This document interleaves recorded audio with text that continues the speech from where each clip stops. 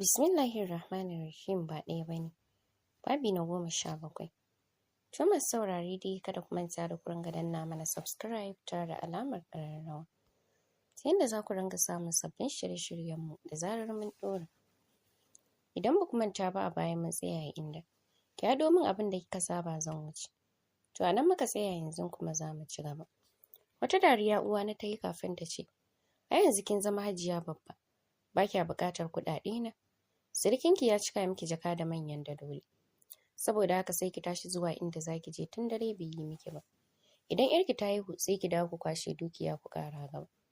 Duk ƙirjinta ya buga. Kar dai a ce ta ji abin da ta faɗa a kicin. Uwani kuwa ajiye kofin tea da ke hannunta. Ta ce a sauka lafiya. Sai mun ƙara haɗuwa idan da rabon haka. Ta shige bedroom ɗinta tare da saka ki. Ta san halin yayarta. Biyo ta za ta yi dole sai ta ba ta kuɗi.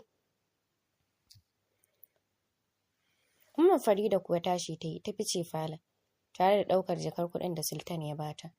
Motar da Hajiya uwan ta bata ta shiga saboda yanzu da ita take yawo tun da ta dawo Nija. Ki ta yi wa motar tare da barin gida ta kama hanyar Kaduna. Uwani kuwa sai da ta tabbatar yayarta ta fita. Kana ta sauko falon ƙasa tana kiran aikin ta Baraka. Da zuwanta ta durƙusa ƙasa ta ce Hajiya gani. Uwani ta ce, ki yi min abin da na saka ki ko yaya. Baraka ta ce, na yi kamar yadda kika ce. Bara na ɗauko miki kuɗin. Ta bar falon bata jima ba ta dawo ɗauke da jaka. Ta ce ga Hajiya duba ki gani. Duba jakar uwani ta yi. Dalolin da Sultan ya basu ne a hospital. Ta saka 'yar aikin ta Baraka ta kwashe su ta zuba kuɗaɗen Najeriya. Ta rufe jakar. Lokacin Umma Farida na falonta na sama. Kallon Baraka ta ce mu je falon sama. Tana gaba Baraka na bayanta. Bedroom uwani ta shiga bayan ta adana kuɗin. Ta janyo durowa ta ɗauko rafar 200,000. Ta fito. Ta ba Baraka ta ce, ga shi ki samu na sa kati. Jikin Baraka har tsima yake ta karɓa kuɗin tana zuba uwani kirari da godiya. Ta fice falon. Farida kuwa tana shiga fat ɗinsu. Bedroom ɗinta ta shiga ta yi wanka. Ta shirya cikin doguwar rigar atamfa. Ta fito zuwa bedroom ɗin Sultan. Tana murɗa ƙofar ta ji ta a buɗe. Ta shiga ciki. Kwance ta hango sa kan bed ya naɗe jikinsa cikin bargo. Sai bacci yake hankali kwance. Zama ta yi gefen bed ɗin tana tunanin yadda za ta tashe sa bacci. Wata zuciyar ta ce, kar ki yi haka Farida. Idan kika tashe sa mai zai yi miki? Kin san halin sa fa. Tashi ta yi za ta bar ɗakin ta tsinkayo muryarsa na faɗin ki. Lafiya me ka ki ɗaki na?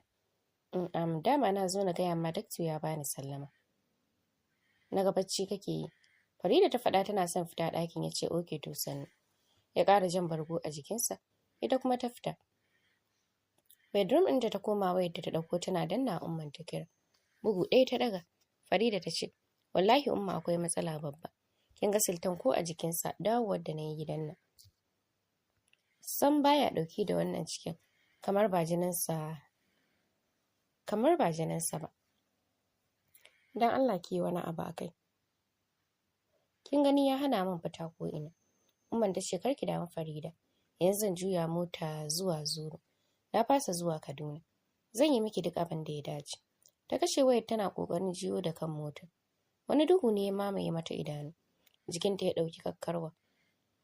Ta kasa taka birkin motar. Sai tafiya take yi da ita karab kake ji. Motar ta yi karo da katuwar motar nan.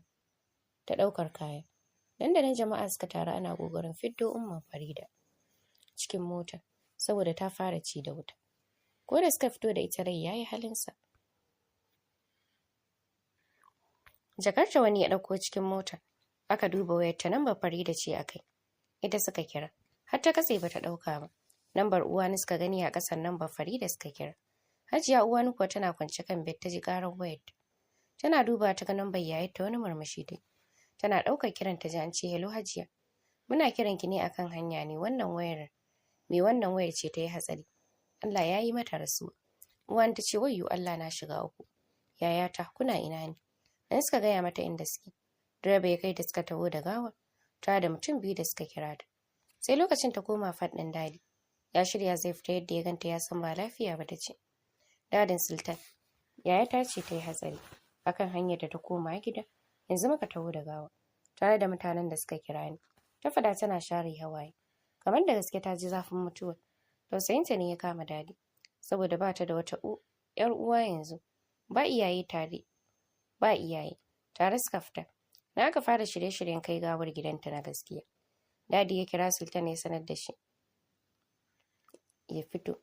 Uwani kuwa bata kira Farida ba. Maryam ta tura suka zo tare, tana arba da gawar ummanta. Ta yanke jiki ta faɗi sumammiya. Sujud da suka yi kanta ana zuba mata ruwa, amma bata farfado ba. Dole aka wuce da ita hospital. Karfe 12 aka gama jana'izar umma. Aka kai ta gidanta na gaskiya. Farida kuwa har zuwa lokacin bata farfado ba. Doctor ya yi mata duk abin da ya dace. Kowane irin lokaci tana iya farfadowa. Bangaren Sakinat kuwa bata san abin da ke faruwa ba. Sai bayan an tafi makabarta ta farka bacci. Gyara bedroom ɗin ta yi, kana ta fito ta shiga na Sultan. Ta gyara har falo. Ta goge ta saka turare. Kana ta shiga kicin ta haɗa breakfast. Bayan ta kammala ta shiga wanka. Bayan ta fito shiryawa ta yi cikin riga da skirt na material red color. Ya yi mata kyau sosai. Ta fito falo. Kano State, bangaren Sajiya Binta. Masu bincike sai aikin suke yi har suka kammala. Aka koma kotu. Bincike ya nuna maganar da Alhaji Ahmad ya faɗa ƙarya ce, ba gaskiya ba. Saboda haka shi da ƙanwarsa da matarsa, kotu na son su faɗa mata gaskiya, ina yarinya take. Idan ba haka ba kotu za ta ɗauke su har zuwa lokacin da za a gano inda yarinyar take. Hajiya Kuluwa na jin haka, ta ce tana da magana. Aka ba ta dama. Dan ta kwashe duk abin da Luba ta gaya Ahmad ta sanar da alƙali. Ya ce bayan haka ba ta san komai. Luba kuwa ji ta yi kamar ta kashe Kuluwa. Alƙali ya ce kotu ta ba da dama a tsare Hajiya Luba ba tare da an ba da bilinta ba har zuwa lokacin da za a sami yaran gaba ɗaya. Shi kuma Alhaji Ahmad kotu ta ba shi wata 3 zuwa 6 duk inda yaran suke ji ya nemo su. Idan ba haka ba za a ɗaure sa. Kana ya maida wa Hajiya Binta dukiyarta da ya ce yana tattarawa ne. Tashi ya yi kana ya bayar da takardun kadarorin Binta gaba ɗaya. Nan aka tashi kotu. Bayan sun fito ne Binta ta je gaban Alhaji Ahmad ta ce, yanzu kaga irin ƙarfin da nake da shi. Dole ba don Allah ba kayan mayar min da dukiyata, saboda ta fi ƙarfinka. An ɗaure wannan shaidani ya ƙanwata ka. Da ba ka ganin laifinta. Ai wallahi har kai na so a ɗaure. Naga iyakar ƙarfinka da takamar da kake yi. Ashe duk na banza ne. Kaga inda kuɗi suke aiki. Yanzu na koma hannun ɗan uwana. Wallahi Ahmad na yi da na sanin aurenka. Sanadiyarka da waccan muguwar ƙanwar taka na rasa ‘ya'yana. Ban san wace duniya suke ba, ko a wani hali suke ba. Allah ya isa tsakanina da kai.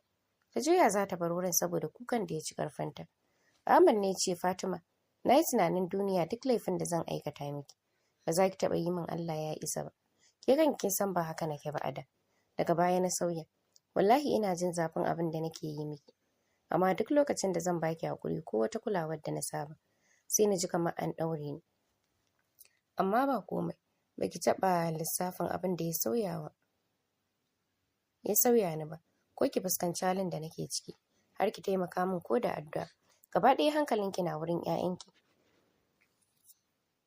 Da kin taimaka min na tabbatar ba za mu kai ga haka ba.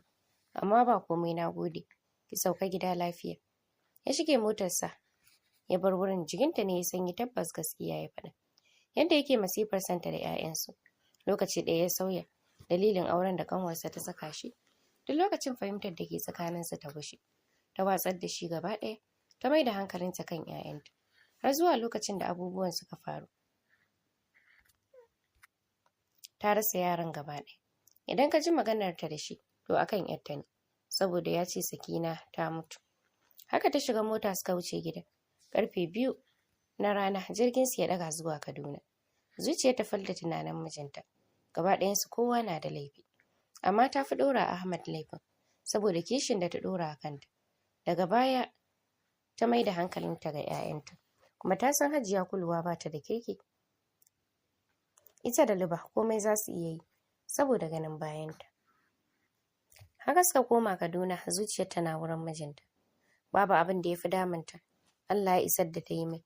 Yanzu idan ta kama shi ba. Wata zuciyar ta ce, ya sake ki fa ba za ta kama shi ba. kawai ki yafe masa ki mai addu'a kamar yadda kike wa 'ya'yanki. Komai zai zo ƙarshe da yardar Allah. Da wannan shawara ta samu ƙarfin gwiwa har ta saki jiki ta ci gaba da walwala. Sokoto State, bangaren Hajiya Uwani. Ƙawarta Ruki ta zo da wasu ƙawayenta suna zaman makoki. Sultan kuwa sai bayan ya dawo ne ya wanka. Ya shirya zai fita. Sakinat ta ce ya Sultan ga abincin ka fa. Bai kalle ta ba ya ce na koshi. Ya fita abinsa. San bata ji daɗi ba. Ta san har yanzu fushi yake yi. Ita kuma in dai akan Farida ne sai dai su tabbata haka.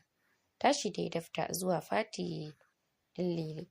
Da yake tashi ta yi ta fita zuwa faɗin Lili. Da yake bata san wurin ba. Ta shiga faɗin Hajiya Uwani. Ganin kamar zaman makoki ne ake yi. Hajiya Uwani na falon sama. Sai 'yar aiki take tambaya me yake faruwa. Aka sanar da ita. Ta ce ina ne faɗin Lili. Baraka ta raka tana dawo. Ta haura sama wurin Hajiya Uwani ta ce Hajiya akwai magana fa. Uwani ta ce to ga nan zuwa. Ta bi bayan Baraka suna saukowa ta ce Hajiya matar Yallaɓai Sultan na gani. Yanzu na raka ta faɗin Hajiya ƙarama. Uwani ta ce Baraka kar ki yi min ƙarya fa. Ta ce wallahi Hajiya ita ce mu je ki gani idan baki yarda ba. Shiru Uwani ta yi kafin ta ce ki tafi zuwa anjima zan neme ki. Ta koma sama. Baraka ta fita. Sakinat kuwa tana shiga faɗin Lili. Falo ta same ta. Suka gaisa ta ce ashe gidan rasuwa aka yi. Ummar matar Sultan ce ta yi hatsari ta rasu. Lili ta ce ayya wallahi ban sani ba. Bara na shirya mu je mu yi musu ta'aziyya. Sakinat ta ce to ina jiran ki. Sultan yana fita wurin cin abinci ya tafi. Bayan ya kammala ya wuce Shukura hotel ya kwanta. Bangaren Afiya kuwa sun haɗu da Abban Jama. Ya ba ta takardun gidan da ke ɗin mota 2 sai akwati 1 na kuɗaɗe. Goge komai ta yi a gabansa. Kana ya tafi. Ita kuma ta shiga cikin gidan bedroom ta shiga ta kwanta. Washe gari da safe ta yi ta kiran wayar dadi ya ƙi ɗagawa. WhatsApp ta shiga bayan ta sauya layin wayarta. Ta tura mai bidiyo da ta yi mai suna holewa. Ta yi mai rubutu kamar haka. Na kira ka ƙi ɗagawa na baka nan da awa 1 ka zo nan. Ina neman ka. Idan ba haka ba wannan bidiyo ba kai kaɗai za ka kalle sa ba. A kafar sada zumunta za ka same shi yana yawo. Har abokin takararka zan turawa. Ta tura mai lokacin ne suka dawo makabarta. Ya ji ƙarar shigowar saƙo. Yana duba ya fara shafe wani zufa da ke tsatsafo mai. Mota ya kuma shiga mai baƙin gilashi. Mustapha ya taso da masu gadin sai ya ɗaga masa hannu. Ya fita da motar yana biyar adireshin. Yana isa daidai gate ɗin gidan ya kira ta. Gashi ya iso. Yalman ta saka ya buɗe mai gate ya shiga. Kana ta mai jagora zuwa cikin gida. Falo suka zauna ya ce Afiya, me yasa zaki yi min haka? Murmushi dai ta ce kai me yasa ka sake ni? Sai da ka bari ina ɗauke da cikin ɗanka. Shine waccan jakar matar ta saka ka sake ni. To wallahi idan har kana son kare mutuncinka, to dole ka mayar da auren mu. Ka mayar da ni gidanka na haife wannan cikin a gidan ubansa. Idan ba haka ba ka san abin da zai biyo baya. Shiru dadi yayi kafin ya ce ki bani kwana 2 zan dawo. Yana gama faɗar haka ya tashi zai tafi. Ta ce ka ga malam. Ba ka mayar da auren ba za ka tafi? Dawowa ya kana ya ce Afiya na mayar da auren mu. Shikenan ko da wani abu ne. Ta ce a'a yau ka mayar da auren mu. Saboda haka ni ce da kwana. Saboda haka ina jiran ka anjima. Shiru yayi gaba ɗaya kansa ya ɗau zafi. Haka ya fita ta koma ta zauna. Ta kira Lili ta sanar da ita yadda suka yi. Dan Lili ta sanar da Umma Farida ta rasu. Afiya ta ce ko da ƴar uwarta ta kashe ta akan dukiya ba. Lili ta ce ya za a yi ta kashe ta akan kuɗi. Matar da ba ta da wannan abin da ta mallaka. Afiya ta ce Lili kenan. Idan na dawo gidan za mu yi magana. Da yamma aka yi addu'a kowa ya watse. Saboda uwan ta ce ba ta son zaman makokin. Wasa danginsu da suka zo ranar ta saka aka maida su gida. Sakinat kuwa sun shiga falon Hajiya Uwani. Sun yi mata ta'aziyya. Amma ta shuka masa rashin mutunci. Da yake akwai taron jama'a sosai bisu kula ta ba. Suka fito. Sakinat ta wuce faɗin su. Lili ta shige nata. Bayan mutane sun watse Uwani ta ce Farida ashe baki da hankali ban sani ba. Yanzu wannan karuwar ta dawo shine kika kasa gaya min a ɗauki mataki? Kin san sai ta riga ki haihuwa. Boka ya ce ɗa namiji za ta haifa. Idan muka barta ba za mu taɓa samun dukiyar Sultan ba. Yan kallo za mu koma. Farida ta ce sorry mommy. Wallahi yadda kika ganta yanzu ni ma haka na ganta. Ban san tana gidan ba. Uwani ta ce lallai akwai ƙura. Dole gobe mu je wurin boka mai zamani. A yi duk abin da za a yi. Farida ce haka ya kamata. Ina son Sultan ya fifita ni fiye da ita, saboda dole ita zai fi bawa kulawa. Maryam da ke kwance tana jin su. Ta ce yanzu dan girman Allah momi, yawo kuke wurin malamai da bokaye. Shirka ce fa da Allah da waninsa. Wallahi tun wuri ku dawo kan hanya, kafin lokaci ya ƙure muku. Ta tsuwani ta mari Maryam, kafin ta ce, anya Maryam ba sauya min ke akai ba? Har sauran ƴan uwanki Jidda ce kawai ta ɗauko halina tana kishi na. Ita ma yanzu zama da ke ya lalata min ita. Sauran ƴan uwanki. Tun lokacin da suka sha duka hannun Safiya suka fidda kansu. Ko gidan sau biyu kawai suka zo. Ba su koma dawowa ba. Wallahi Maryam idan kika kuma gaya min magana, sai muna mugun ɓata miki rai banza shashasha. Maryam na kuka ta bar falon. Wani irin mugun hali ne suka ɗaukar wa kansu. Amma ba komai. Ai ta gaya musu gaskiya ta fita haƙƙinsu. To masu saurare za mu dakata a nan sai mun ƙara haɗuwa da ku.